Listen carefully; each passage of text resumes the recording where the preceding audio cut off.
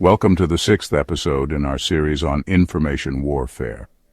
In this episode, we're exposing a chilling, psychologically violent method used to confuse people and make them doubt reality: gaslighting. Gaslighting. It's a term we often associate with toxic relationships, where one person manipulates another to the point of questioning their own reality. But what happens when this insidious form of manipulation extends beyond personal interactions and infiltrates larger social structures? What happens when it's used to control entire populations, shaping their beliefs and perceptions on a massive scale? Gaslighting, at its core, is about distorting reality, making people question what they know to be true. It's about making someone doubt their own sanity, their own experiences, and even their own memories. And when governments, institutions, or powerful figures engage in it, the consequences can be devastating, affecting millions of lives. Throughout history, there have been countless examples of gaslighting on a grand scale where entire societies were manipulated.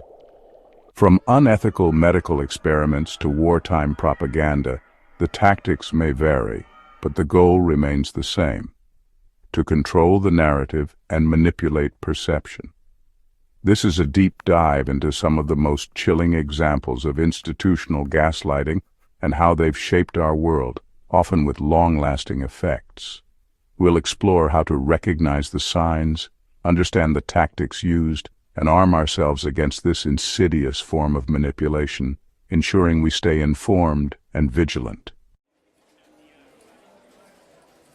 The Tuskegee syphilis study stands as a chilling example of government-sanctioned gaslighting, a term that describes the manipulation of people into doubting their own reality.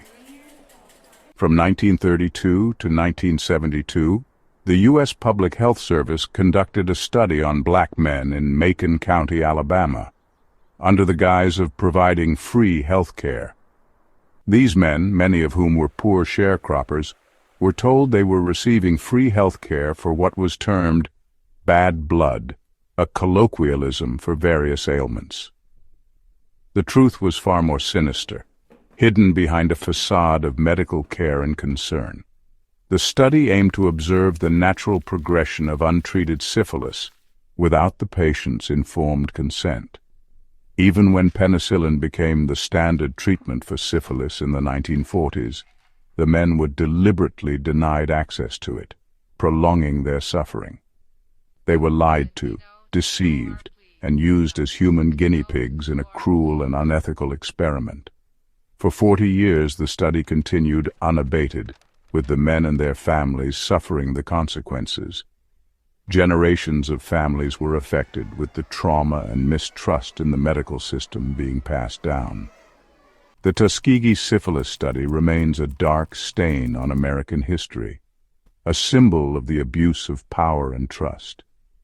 It serves as a stark reminder of the devastating consequences of institutionalized racism and medical gaslighting, urging us to never forget and to strive for justice and equity in healthcare. The Cold War was a time of intense ideological conflict. But it was also a period marked by a different kind of warfare: psychological manipulation. Both the United States and the Soviet Union engaged in sophisticated propaganda campaigns to win hearts and minds around the globe. Radio Free Europe and Radio Liberty, funded by the CIA, beamed anti-communist messages into the Soviet bloc. Meanwhile, the Soviets used their own media outlets to denounce the West and spread disinformation. Both sides painted distorted pictures of each other, fueling paranoia and mistrust. This propaganda war extended beyond radio waves. Cultural exchanges, films, and literature were all used as tools to influence public opinion. The Cold War demonstrated the power of mass media in shaping perceptions and the dangers of unchecked propaganda. The 2003 invasion of Iraq was a watershed moment in the relationship between media and war. The Bush administration, in the lead-up to the war, made a case for invasion based on claims of Iraqi weapons of mass destruction, or WMDs. These claims were later found to be false. However, the media played a critical role in amplifying these claims. Major news outlets often presented the Bush administration's narrative uncritically, failing to adequately challenge the intelligence or provide alternative perspectives. This failure to hold power to account had a profound impact. It shaped public opinion in favor of a war based on false pretenses. The Iraq War serves as a stark reminder of the media's responsibility to challenge narratives and the dangers of unquestioningly accepting official accounts. Section 5. The Infodemic, COVID-19, and the Weaponization of Misinformation. The COVID-19 pandemic brought with it not only a global health crisis, but also an infodemic, a surge of misinformation and disinformation that spread faster than the virus itself. This wave of false information created confusion, fear, and division among people worldwide. From conspiracy theories about the virus's origins to false claims about cures, the pandemic became fertile ground for manipulation. These misleading narratives were often crafted to exploit people's anxieties and uncertainties.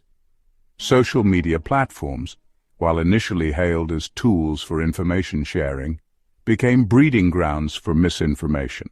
The rapid spread of false information on these platforms made it difficult for users to discern fact from fiction. Algorithms designed to promote engagement often amplified the most sensational content, regardless of its veracity. This prioritization of engagement over accuracy had serious repercussions. This created echo chambers where people were exposed only to information that confirmed their existing biases. The consequences were dire, as these echo chambers deepened divisions and spread falsehoods.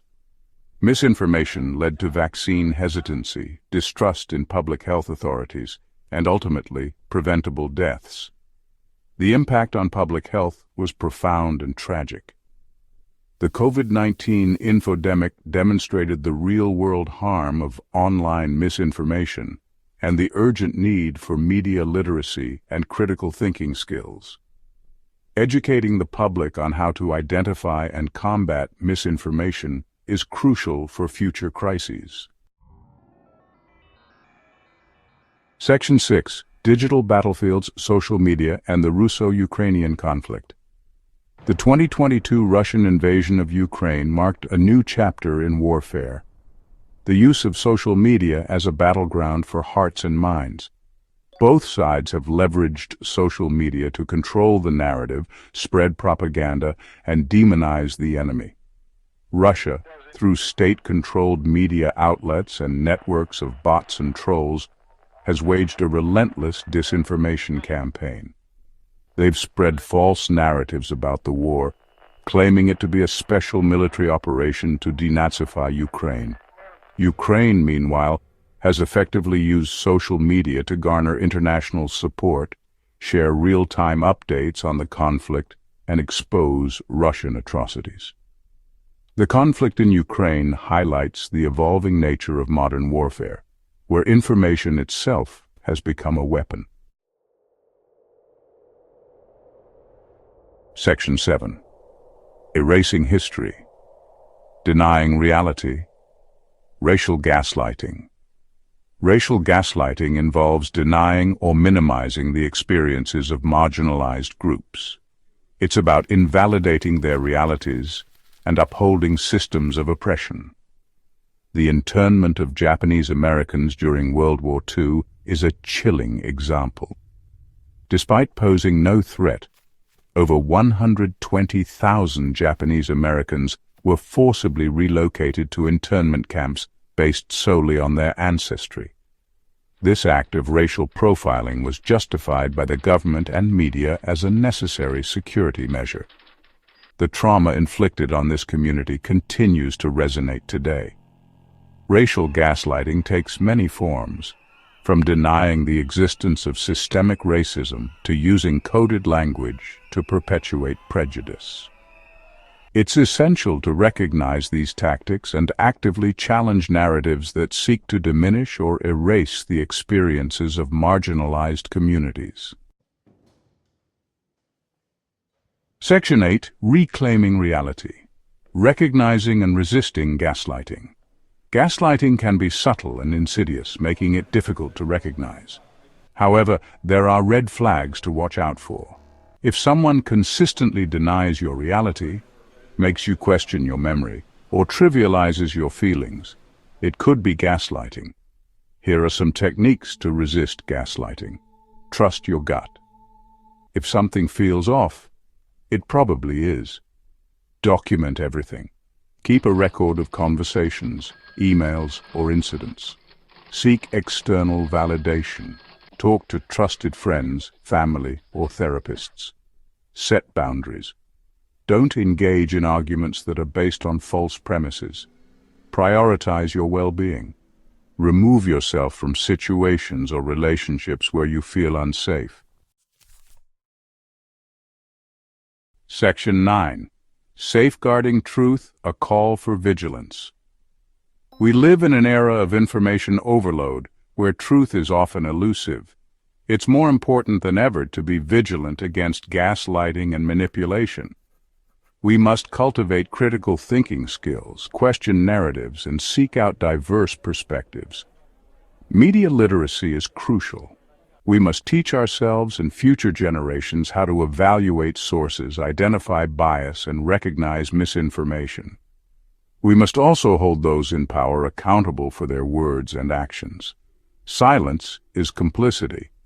When we witness gaslighting, whether on a personal or societal level, we have a responsibility to speak out. By amplifying marginalized voices, challenging false narratives, and promoting media literacy, we can create a world where truth prevails.